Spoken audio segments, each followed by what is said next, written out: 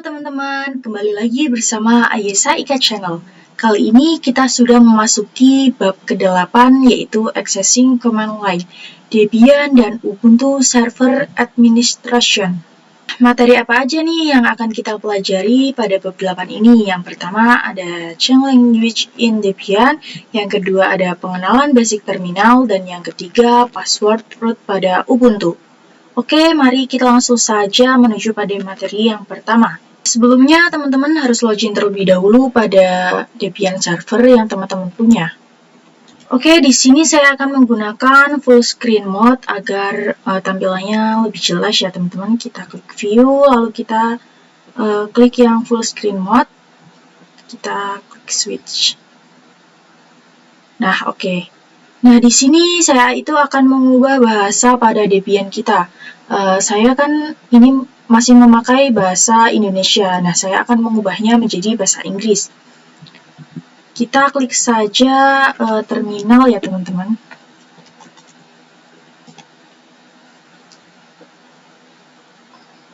Ini sudah ketahuan ya, teman-teman, jika memakai bahasa Inggris itu biasanya bulannya terlebih dahulu yang di awal. Nah, ini harinya. Jadi ini masih memakai bahasa Indonesia, akan kita ubah menjadi bahasa Inggris. Nah, pertama-tama kita klik dulu perintah su, lalu kita klik sandi, kita ketik sandi ya teman-teman. Lalu di sini kita ketik perintah sudo dpkg, lalu configure,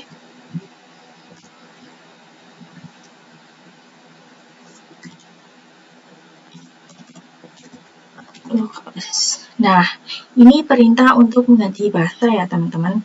Lalu kita enter saja. Nah, kita bisa mengganti bahasa pada localhost to generate ya teman-teman. Teman-teman bisa gunakan tanda panah bawah untuk memilih. Oke, jika teman-teman masih menggunakan bahasa Inggris dan ingin mengubahnya ke bahasa Indonesia, teman-teman bisa cari yang ini ya teman-teman, ID UTF-8. Nah, jika sudah, kalian klik spasi saja, lalu dia akan mengubahnya. Oke, baik, karena saya menggunakan bahasa Indonesia dan saya ingin mengubahnya ke bahasa Inggris, jadi saya pilih kode yang EN US UTF-8 ya teman-teman. Nah, kita bisa klik spasi, lalu kita bisa enter. Oke, kita pilih yang ini, kita enter. Oke, di sini kita bisa klik aktivitas ya teman-teman, lalu kita cari pengaturan. Di pengaturan. Lalu kita klik pada layar log masuk bahasa ya teman-teman. Lalu kita masukkan sandi.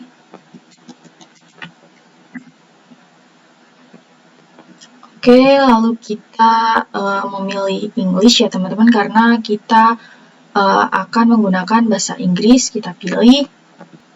Lalu pada akun Anda juga saya akan memilih bahasa Inggris ya teman-teman. Lalu kita pilih. Lalu saya akan mereboot ulang Debian server saya pilih yang putih-putih ini. Lalu kita akan power off terlebih dahulu. Lalu kita akan merunningnya ulang. Oke teman-teman, ini ternyata bahasanya sudah ganti menjadi bahasa Inggris ya. Ini bulannya terlebih dahulu. Lalu di sini ada pemberitahuan tentang pengubahan nama folder. Karena saya ingin mengubahnya menjadi Inggris, jadi saya akan klik update names. Nah, ini jika di bahasa Indonesia namanya Home Ayesa Desktop. Jika di bahasa Inggris, desktop, downloads, templates, sangat berbeda ya teman-teman. Kita langsung klik update names.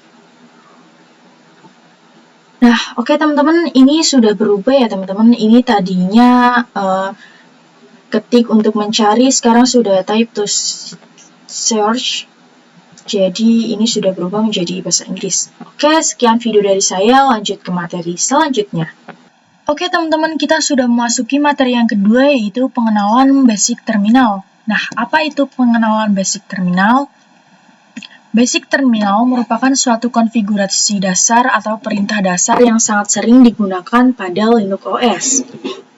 Nah, jadi sebelum kita masuk ke lab-lab yang cukup besar atau lab-lab yang membutuhkan beberapa server dan konfigurasinya yang lumayan membingungkan, kita harus mengetahui atau menguasai terlebih dahulu nih tentang perintah-perintah basic atau perintah dasar yang sangat sering digunakan karena bagaimana kita ingin menggunakan perintah-perintah yang cukup rumit sedangkan kita belum mempelajari atau menguasai perintah-perintah basic tersebut.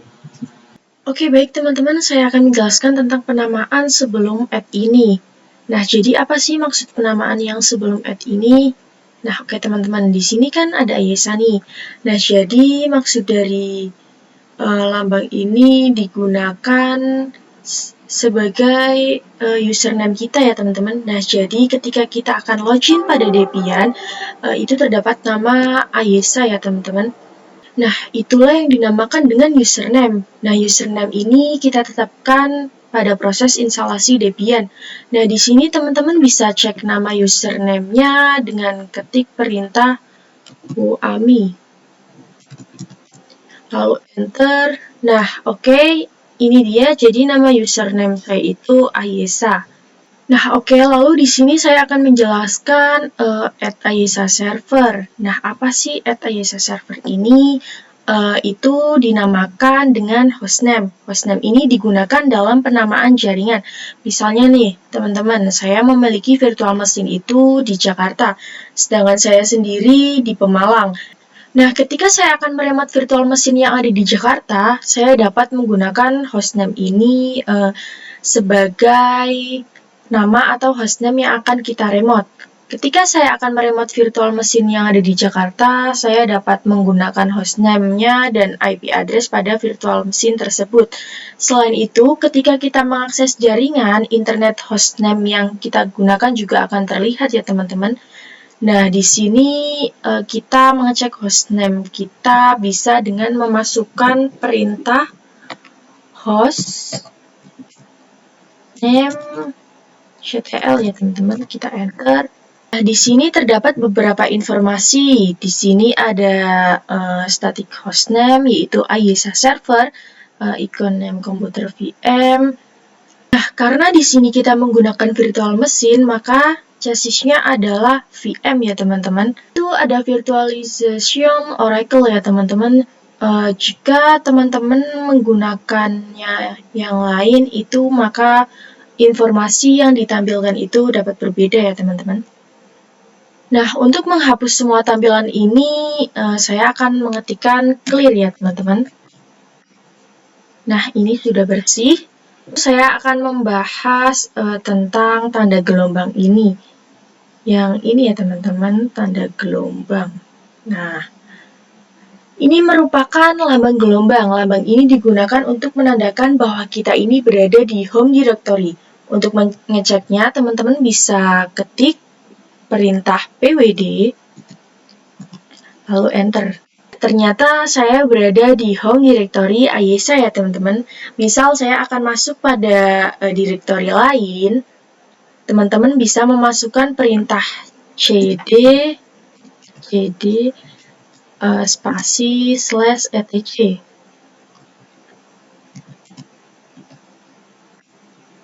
Oke, ini kita sudah masuk ke home directory yang lain, tidak berada pada home directory kita. Karena kita berada di directory lain, maka lambang yang gelombang ini akan hilang ya teman-teman. Nah, di sini saya akan kembali ke home directory saya. Kita bisa ketik perintah cd, lalu spasi /home /IESA. Lalu kita enter. Lalu kita ketikkan perintah pwd. Nah, oke, di sini kita sudah berada di home directory IESA lagi ya, teman-teman. Setelah itu, saya akan membahas tentang tanda dolar ini. Apa sih yang dimaksud tanda dolar di situ? Tanda dolar itu menandakan hak akses pada user biasa. Jadi ketika teman-teman berada pada hak akses yang user biasa, itu tandanya dolar seperti ini ya teman-teman. Sedangkan jika teman-teman menggunakan hak akses yang root, dia akan menggunakan tanda pagar atau hashtag ya teman-teman, seperti ini. Nah, jika ada seperti itu, berarti menandakan teman-teman berada di dalam hak akses root. Nah, jadi hak akses root ini juga digunakan ketika kita akan membuat direktori-direktori yang lain, karena terdapat beberapa direktori atau file yang menggunakan hak akses root ya teman-teman. Untuk masuk ke hak akses root, kalian bisa ketikkan perintah su, lalu enter. Nah, terus kita masukkan password. Nah, oke, di sini kita sudah memasuki hak akses root ya teman-teman. Di sini tanda dolarnya sudah hilang, lalu kita ganti dengan tanda pagar karena kita sedang memasuki hak akses root. Nah, kenapa sih ini itu sama dengan home directory? Ya, tampilannya home Ayesa dan ada tanda pagarnya. Di sini itu berbeda antara home directory dengan hak akses root. Jika pada penandaan user yang biasa itu perintahnya cd spasi slash home lalu /Ayesa. Nah, jika berada pada user yang biasa itu perintahnya seperti ini ya teman-teman. Sedangkan jika kita berada pada hak akses root, biasanya mengetikkan perintah cd spasi /root. Begini ya teman-teman. Lalu kita enter. Nah, di sini ada tanda gelombang dan tanda pagar. Itu menandakan bahwa kita sedang berada di hak akses root. Nah, di sini kita bisa cek dengan ketik perintah pwd, lalu kita enter. Nah, oke teman-teman, ini sudah ada tulisannya ya, kita sedang berada di hak akses root. Jika teman-teman ingin keluar dari hak akses root ini, teman-teman bisa ketik perintah exit, lalu oke, ini sudah berhasil ya teman-teman, sudah berhasil keluar. Sekian video pengenalan basic terminal dari saya, lanjut ke materi berikutnya. Oke teman-teman, diharuskan untuk merunning Ubuntu server yang sudah kalian buat, lalu kalian login ya teman-teman. Ini saya sudah login. Nah, Ubuntu ini berbeda ya teman-teman dengan Debian, yang mana ketika proses instalasi Debian itu terdapat parameter password root. Sehingga kita bisa membuat password root secara langsung ketika proses instalasi Debian. Sedangkan pada Ubuntu ini berbeda karena pada Ubuntu ketika proses instalasi kita tidak terdapat atau ditampilkan parameter untuk memasukkan password root, sehingga kita tidak bisa membuat root pada proses instalasi seperti yang dilakukan oleh Debian. Nah, kalau misal Debian itu kita ketik perintah su, itu akan secara langsung menampilkan parameter password seperti ini ya teman-teman. Nah, kita bisa memasukkan passwordnya. Sedangkan kalau di Ubuntu ini, kita belum men-setting password root pada Ubuntu ini. Jadi, kita tidak bisa memasukkan password apapun. Saya akan memasukkan password yang login terlebih dahulu. Apakah bisa? Sebenarnya ini tidak bisa ya teman-teman, seharusnya. Nah, itu tidak bisa ya teman-teman. Nah, sekarang sehingga kita akan membuat password root-nya dengan perintah sudo passwd.